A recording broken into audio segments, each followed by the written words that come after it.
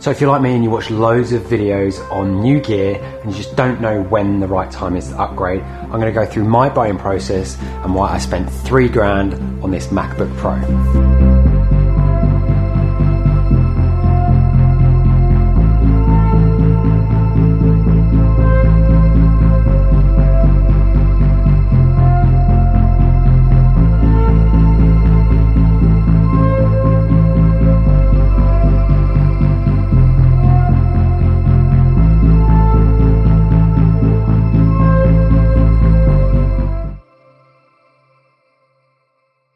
So I love gear, especially Apple products. And when they released the 2020 MacBook Pro 16-inch, I knew I wanted it, but was it the right decision? So unless you have incredibly deep pockets, then in my opinion, the only real reason to upgrade is your current gear is really holding you back. Prior to upgrading to the MacBook Pro, I had a 2012 Mac Pro, the cheese grater style. I had upgraded it, it had 12-core processor, it had 64 gigs of RAM, had a massive video card, and I also had a MacBook Pro 13-inch, again from 2012. So you could say that I was due an upgrade by that point. The Mac Pro was great, really powerful, but I found myself editing more and more on the go.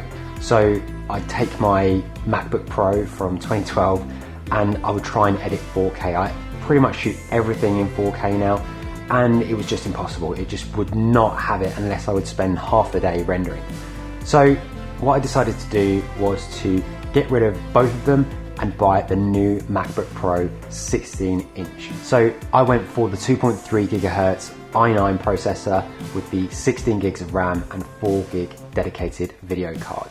This thing is stunning. I have no regrets, and it's made me so much more productive. I'm getting so much more work done when I'm on the go and not putting it off to when I get home.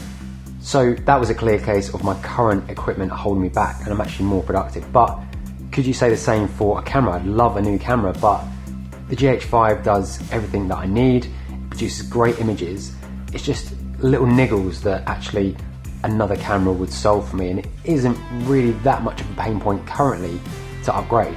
So you're probably thinking, why did I say $3,000 for this laptop? The retail price of this MacBook Pro is £2,800. There's loads of other things you need to consider and factor into your budget when you're upgrading. These new MacBook Pros just have Thunderbolt USB-C on the side. Therefore, a lot of the peripherals and accessories that I used weren't compatible. So what you need to do is either get a dongle like this, which will give you HDMI, it will give you USB 3, SD cards, or you need to start changing all the cables that you use. Another factor that I had to consider was the fact that my Mac Pro Tower had two 10 terabyte hard drives in there to archive my footage. And obviously, there's nowhere to put that in here. So what I did is I bought a hard drive enclosure. It houses two drives. I can put both drives in there, and then when I get home, I can dock it and I can access my archived footage. So it's not just the price of the laptop, the £2,800. You need to spend 200, 300, sometimes more to make that thing work in your current system. For example, if you're buying a new camera, you might just think it's simple as just buying a new body, but you need to factor in, do I need different memory cards? Do I need different batteries? Are my lenses even going to fit? Do I need an adapter, or do I need to buy a complete new set of lenses? You need to factor all these things in when budgeting an upgrade. So this is just a really short video. And I was thinking, because loads of new gear, loads of new cameras are coming out, and I just wanted to share my opinion on buying decisions, why I'm not instantly going to upgrade my camera, but why I upgraded my MacBook, because it was essential. I needed it, it was slowing me down. So I would urge you to kind of factor those things in when you're considering buying new gear. Hopefully this helped you, and I will see you next week.